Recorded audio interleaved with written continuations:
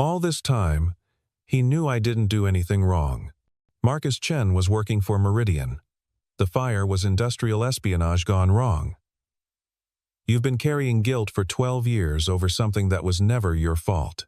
Noah set the letter down and stared at his hands, the scarred hands that still bore faint marks from that terrible night. Do you know what it's like to have everyone believe you're capable of destroying your own life for money? To have your wife look at you like she doesn't recognize the man she married? No, Ilara said honestly. But I know what it's like to carry someone else's expectations, to feel responsible for things that were never yours to control. Your father could have cleared my name. Yes. He chose not to. Yes. The word came out harder than she intended. He made a terrible mistake. And he knew it. He spent the rest of his life trying to figure out how to make it right. But he never did. He ran out of time. They sat in silence while a waitress refilled coffee cups, and somewhere in the kitchen, someone dropped a pan with a metallic crash that echoed like a gunshot. Why are you showing me this? Noah asked finally. Because you deserve to know the truth. Because my father's mistakes don't define your worth. And because I'm hoping you'll let me try to fix what he broke. Noah looked at the envelope of money. Enough to change his and Luna's life overnight. I don't want charity. It's not charity. It's payment for work you did, plus compensation for 12 years of lost income and damaged reputation. Legally and morally, it's yours. And the job offer still stands. Not because I feel guilty, but because you're the best horologist in the city, and this company needs someone who understands what craftsmanship actually means. Noah picked up one of the police reports, studying the details he had never been allowed to see. The truth, printed in black and white, felt both liberating and overwhelming. I need time, he said. Of course, and I need to think about Luna. She's been through enough disruption in her short life. She seems like a remarkable little girl. Noah's expression softened for the first time that evening. She is. She's the only thing I've done right in the past 12 years. Then maybe it's time to show her that her father is remarkable too. As they prepared to leave the diner, Ilara felt compelled to add one more thing. Noah, for what it's worth, I'm sorry. For the gala, for treating you like you were invisible. For perpetuating an injustice I was too self-absorbed to recognize. Noah studied her face, perhaps seeing her clearly for the first time since that humiliating night in the ballroom. You're not who I thought you were. Neither are you. They walked back to the building in comfortable silence. Two people who had spent years hiding from their true selves, beginning to consider the possibility that it might be safe to stop running. Over the following days, Noah found himself caught between two worlds. During his shifts, he moved through the building with the same quiet efficiency, but now the work felt different, temporary rather than permanent, a bridge rather than a destination. He researched Ilara's claims about his reputation, discovering that several prominent collectors still spoke of his work with respect and regret. The horological community, it seemed, had suspected all along that the accusations against him were unfounded. But no one had possessed the evidence to prove it. Most importantly, he talked to Luna. "Daddy," she said one evening as they shared takeout Chinese food at their small kitchen table, "you've been sad longer than usual lately." "Have I?" Noah tried to smile. But Luna had inherited too much of her mother's emotional intelligence to be fooled by surface gestures. The deep sad, not the regular sad about missing mommy or wishing we had a bigger apartment. The sad that makes you forget to laugh at my jokes. Noah set down his chopsticks and studied his daughter's earnest face. At 8, she already possessed wisdom that had taken him decades to recognize. "Someone offered me a different job," he said carefully. "A job doing the kind of work I used to do before you were born. Making beautiful things, Yes. And you're scared. It wasn't a question. Luna had lived through enough disappointments to recognize fear when she saw it, even when it was disguised as caution. A little, Noah admitted. What if you're really good at it again? The question caught him off guard. He had been so focused on the possibility of failure that he hadn't considered the alternative. What if I'm not? Then you'll figure something else out. You always do. Luna reached across the table and patted his hand with the matter-of-fact compassion of someone who had never doubted that love was stronger than circumstances. Besides, I think you should try. Mrs. Rodriguez says that scared feelings and excited feelings are exactly the same, except for what story you tell yourself about them. Noah smiled, a real smile this time. When did you get so wise? I learned from my dad. He's really smart, even when he forgets. That night, after Luna was asleep, Noah sat at their tiny kitchen table and composed a text to Ilara. I'd like to discuss the position. When would be convenient? Her response came within minutes. Tomorrow, 7 p.m. My office. And Noah? Thank you. For the first time in 12 years, Noah Blake fell asleep excited about the future. But even as Noah prepared to reclaim his identity as a craftsman, neither he nor Ilara could have predicted the crisis that would test both the company's stability and their growing trust in each other. It started with a power surge during a thunderstorm that knocked out the climate control system in the Heritage Vault, where Whitmore timepieces stored their most valuable vintage pieces and one-of-a-kind commissions. By the time the backup generators kicked in, the temperature had spiked 15 degrees and humidity levels had soared. The damage was immediate and potentially catastrophic. Dozens of antique movements had expanded beyond their tolerances, gears seizing, springs snapping, delicate components warping in ways that could take months or years to properly repair. Among the damaged pieces was the centerpiece of the collection, a one-of-a-kind astronomical clock commissioned by a Russian oligarch and valued at $3.7 million. Ilara stood in the vault at 6 a.m., surrounded by her senior staff and two consulting experts from Switzerland.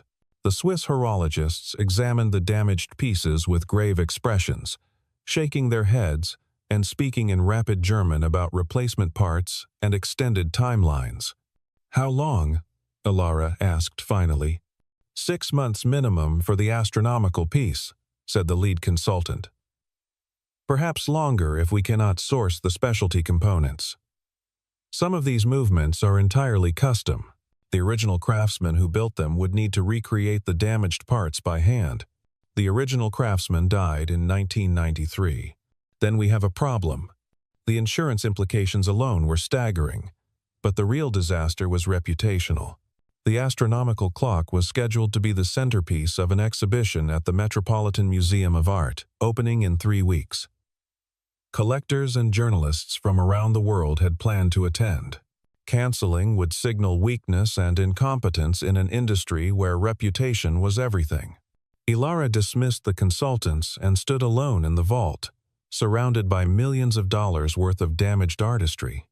Each piece represented not just monetary value but centuries of human creativity and skill, her great-grandfather's original workshop designs, her grandfather's innovations in perpetual calendars, her father's pioneering work in minute repeaters, all of it potentially ruined because of a power surge and her failure to anticipate every possible contingency. She was still standing there when Noah arrived for his evening shift, pushing his cart of cleaning supplies down the hallway. He paused when he saw the vault door open and the lights on, recognizing immediately that something was wrong.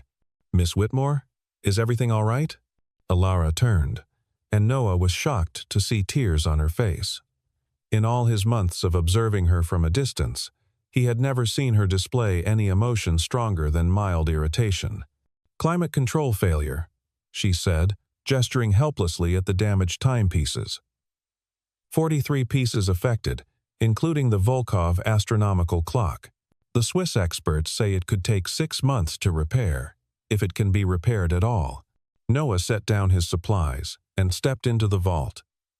His eyes immediately drawn to the astronomical clock. It was a masterpiece of mechanical engineering. A table-sized mechanism that tracked lunar phases, planetary movements, and seasonal changes through an intricate dance of gears and rotating displays. Even damaged, it was breathtaking. "May I?" he asked, moving toward the clock. Ilara nodded, too exhausted to question why her janitor was asking to examine a multi-million-dollar timepiece. Noah's hands hovered over the mechanism, not touching but studying the damage with the focused intensity of a surgeon examining an injury. His eyes traced the gear trains, identified the seized components, cataloged the warped elements that would need replacement. "The main spring barrel is intact," he murmured, more to himself than to Ilara. "Temperature expansion seized the planetary gear train here and here. The lunar phase indicator is binding against the calendar wheel." He paused, leaning closer. "But the core movement is sound. The damage is primarily in the display mechanisms. You can see all that just by looking? I built something similar once. Not as complex, but the same principles." Noah straightened, his expression shifting from analysis to possibility. "This isn't irreparable. Difficult, yes, but not impossible. The Swiss experts are thinking like factory technicians. They want to replace entire assemblies because that's safer and more predictable. But this clock wasn't built in a factory. It was built by an artist who understood that every component serves multiple functions." Ilara stared at him. "Are you saying you could fix it?" "I'm saying I could try. But I'd need access to a proper workshop, precision tools, and time to fabricate replacement parts by hand. And there's no guarantee." "How long?" 2 weeks. Maybe 3. The exhibition opens in 3 weeks. Then we'd better get started." What followed was the most intense 3 weeks of both their lives. Ilara cleared out an unused conference room and had it converted into a temporary workshop, complete with precision lathes, microscopes, and every tool Noah requested. She canceled her other appointments and spent her days watching him work, learning the intricacies of mechanical timekeeping from someone who spoke the language fluently. Noah's hands, scarred but steady, coaxed life back into mechanisms that others had declared beyond salvation. He fabricated gears so small they could fit on a pinhead, adjusted tensions measured in fractions of millimeters, restored the poetry of mechanical motion to timepieces that had been silenced by heat and humidity. Luna spent her afternoons in the workshop, doing homework at a small table while her father worked. She asked intelligent questions about gear ratios and spring tensions, surprising Ilara with her quick understanding of complex concepts. "Daddy's always been good at fixing broken things," Luna explained one day, when Ilara commented on Noah's seemingly impossible progress. "He fixed my music box when I was little, and Mrs. Rodriguez's kitchen clock, and Mr. Peterson's old watch that his grandfather gave him. He never told me he was still doing repair work. He doesn't like to talk about it. He says it makes him remember too much. But he can't help himself when something beautiful is broken." As the days passed, Ilara found herself looking forward to her time in the workshop. There was something hypnotic about watching Noah work, seeing the way his entire being focused on the delicate mechanisms before him. He moved with a precision that reminded her of her father, but with a gentleness that was entirely his own. More than that, she found herself talking to him, really talking, not the careful corporate communication she used with everyone else. They discussed the history of various timepieces, the philosophy of craftsmanship, the way mechanical objects could embody human values like patience, precision, and permanence. "Your father understood something that most people in this industry have forgotten," Noah said one evening, as he adjusted the planetary display on the astronomical clock. "A watch isn't just a machine that tells time. It's a promise that some things are worth preserving, that human skill and dedication can create beauty that outlasts the person who made it." Is that why you kept working on timepieces, even after everything that happened? I tried to stop. For years, I avoided anything that reminded me of who I used to be. But Luna's music box broke when she was 5, and she cried like her heart was breaking. I couldn't stand to see her sadness over something I knew I could fix. So you fixed it. I fixed it. And then Mrs. Rodriguez's clock, and Mr. Peterson's watch, and a dozen other things that found their way to me. Word gets around in a neighborhood when someone can bring broken things back to life. Why didn't you try to rebuild your business? Noah paused in his work, considering the question. Fear. Mostly. Fear of failing again. Of having people look at me the way they did after the fire. But also because I thought maybe this was enough helping neighbors, fixing small things, staying invisible. And now? Now I'm wondering if staying invisible was just another way of staying broken. On the 18th day, with 3 days left before the exhibition opening, Noah completed the final calibration of the astronomical clock. The mechanism hummed to life with perfect precision, its multiple displays tracking celestial movements with accuracy that would remain true for centuries.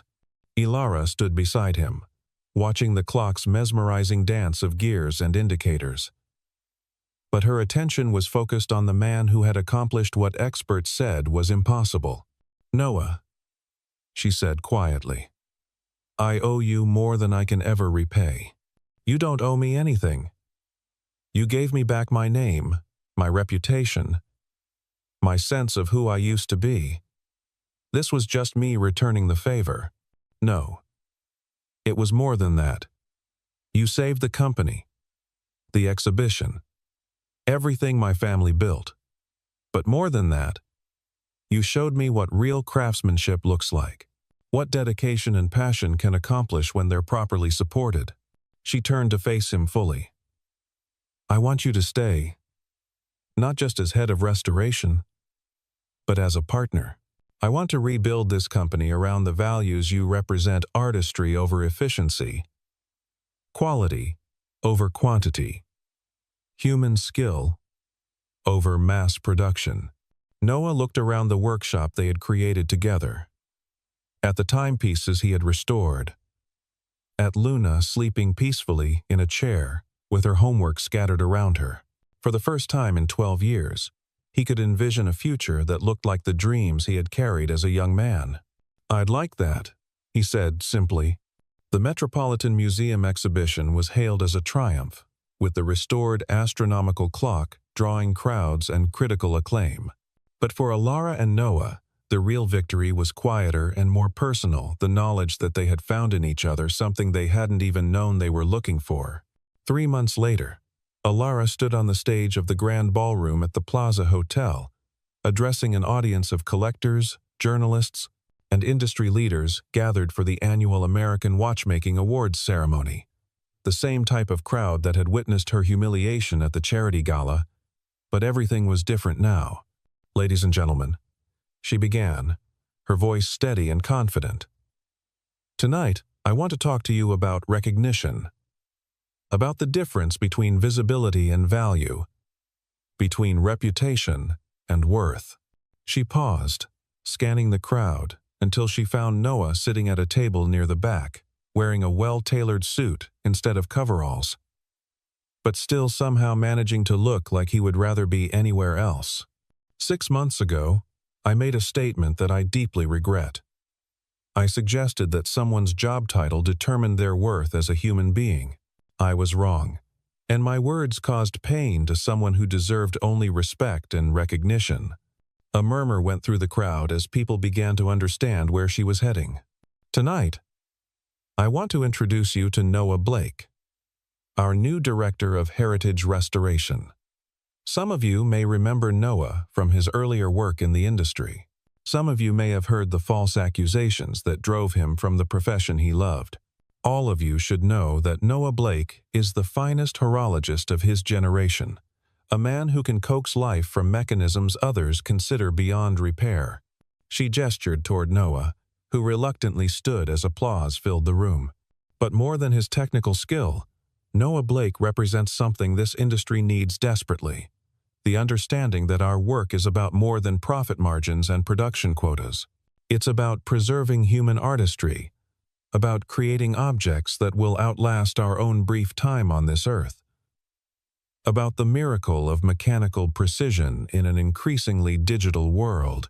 The applause grew stronger, and Noah felt something he hadn't experienced in over a decade. The respect of his peers, freely given and genuinely meant. "Noah, would you join me up here?" He shook his head slightly.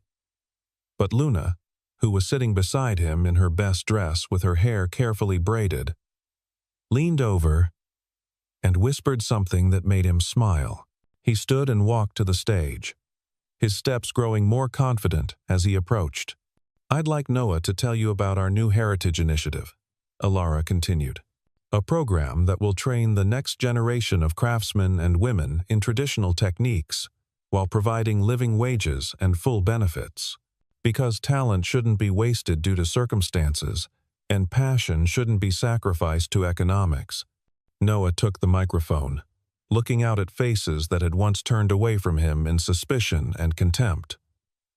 But now he saw curiosity, interest, and in many cases, genuine warmth. "My daughter Luna asked me a question recently," he began, his voice growing stronger with each word. "She wanted to know why I stopped making beautiful things. I told her it was because I was afraid. Afraid of failing. Afraid of being hurt again. Afraid of hoping for something better." He found Luna's face in the crowd, her smile giving him courage to continue.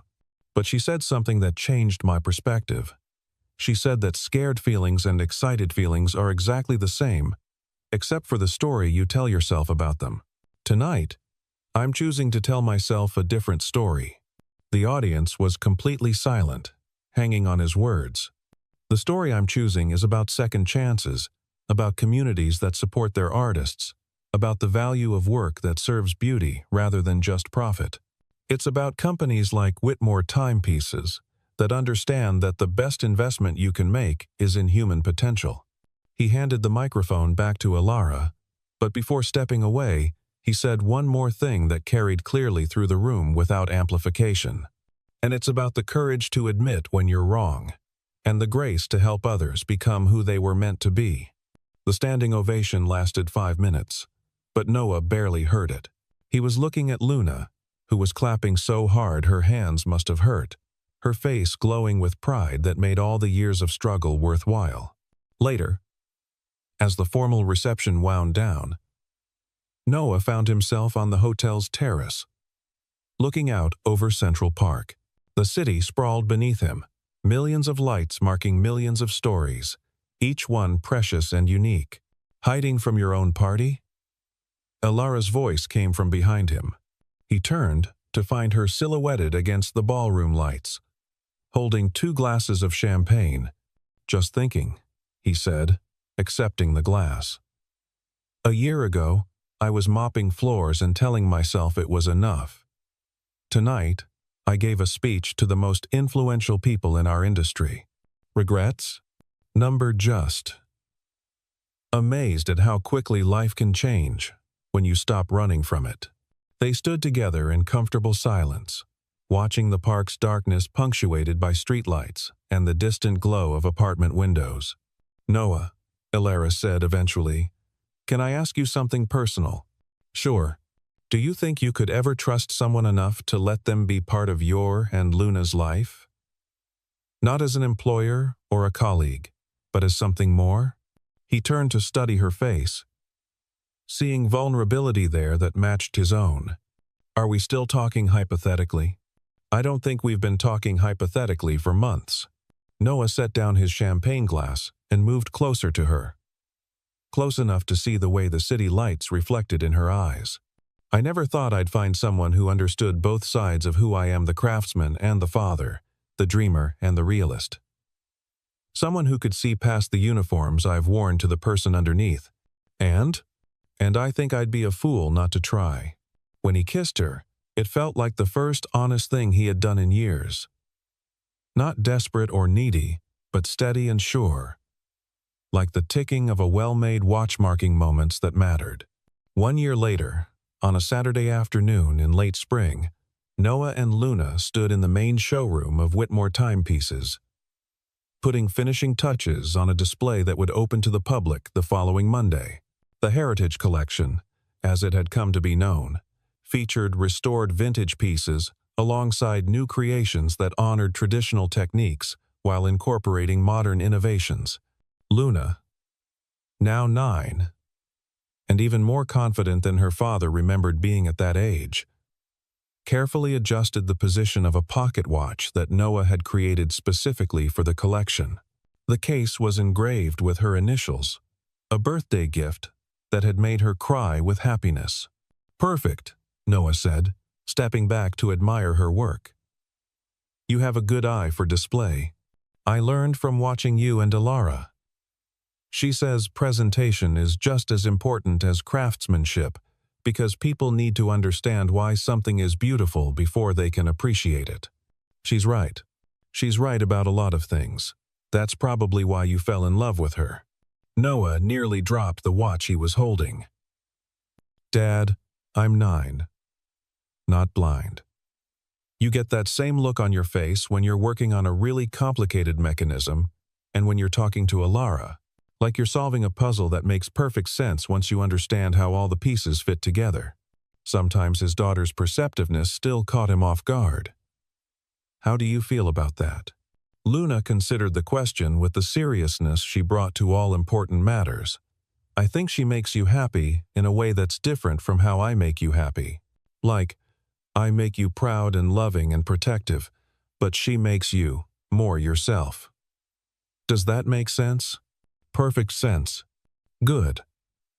Because I already asked her if I could call her Mom when you guys get married, and she cried happy tears and said yes." "When we get married?"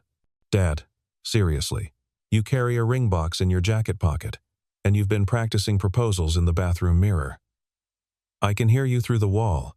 Noah laughed, pulling his daughter into a hug that lifted her off her feet.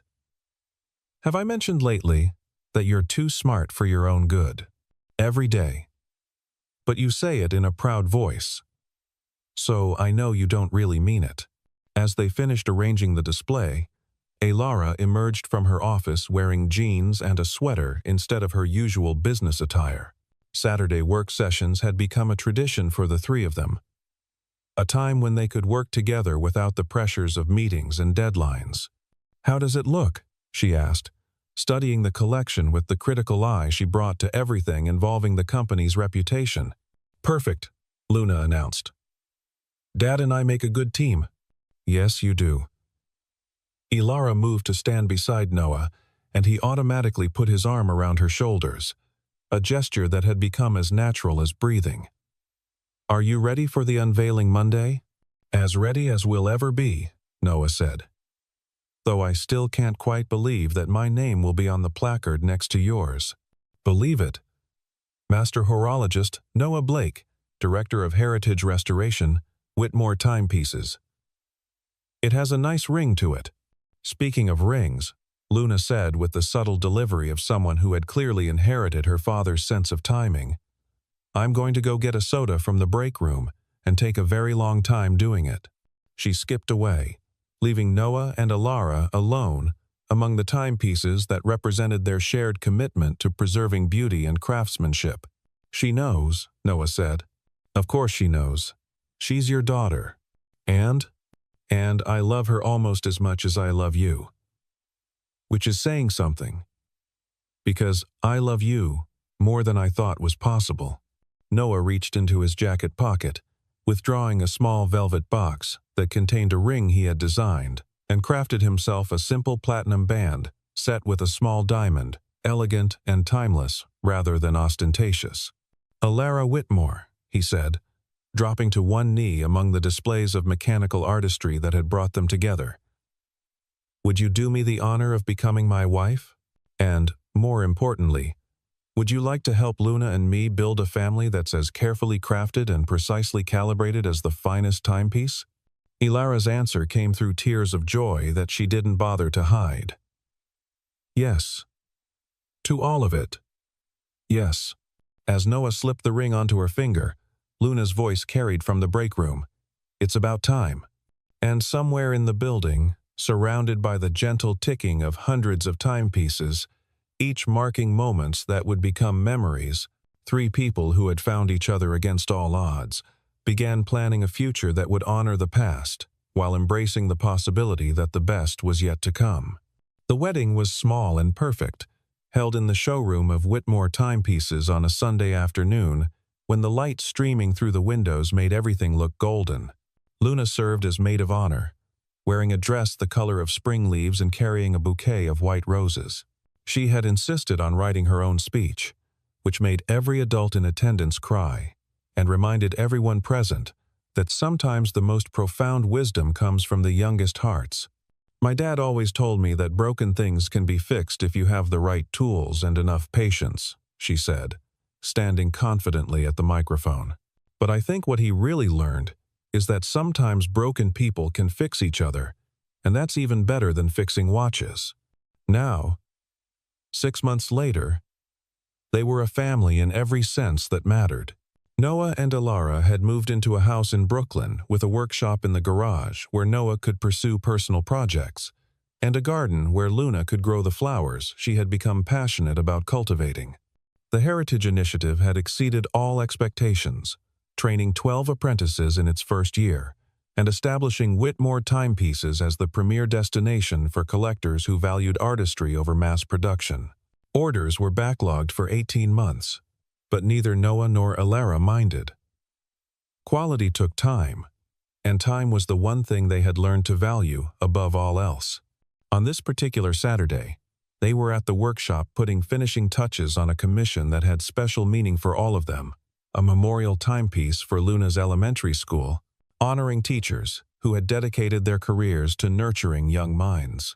Luna had suggested the project, and Noah had designed a clock that would tick steadily in the school's main hallway, reminding students and faculty that every moment spent learning was a moment invested in the future. There, Noah said, making a final adjustment to the pendulum mechanism. Perfect accuracy. This clock will keep time for the next 100 years. Longer, Luna corrected, polishing the brass case with the careful attention her father had taught her.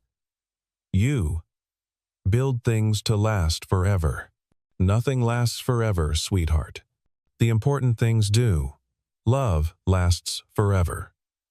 Good memories last forever. The feeling you get when you make something beautiful that lasts forever too. Alara looked up from the dedication plaque she was engraving, struck once again by the wisdom that seemed to flow naturally from this remarkable child who had taught two adults how to believe in second chances. You know what, Luna? She said. I think you're absolutely right. Outside, the Brooklyn afternoon was fading into evening, but inside the workshop, surrounded by the people they loved and the work that gave their lives meaning, time felt infinite and precious, each tick of each clock, marking moments of contentment that would indeed last forever in the careful chambers of memory. And somewhere in the distance, barely audible above the gentle symphony of mechanical timepieces, was the sound of three hearts, beating in perfect synchronization, keeping time with a love that had been broken and repaired, lost and found, tested and proven strong enough to last through all the years to come.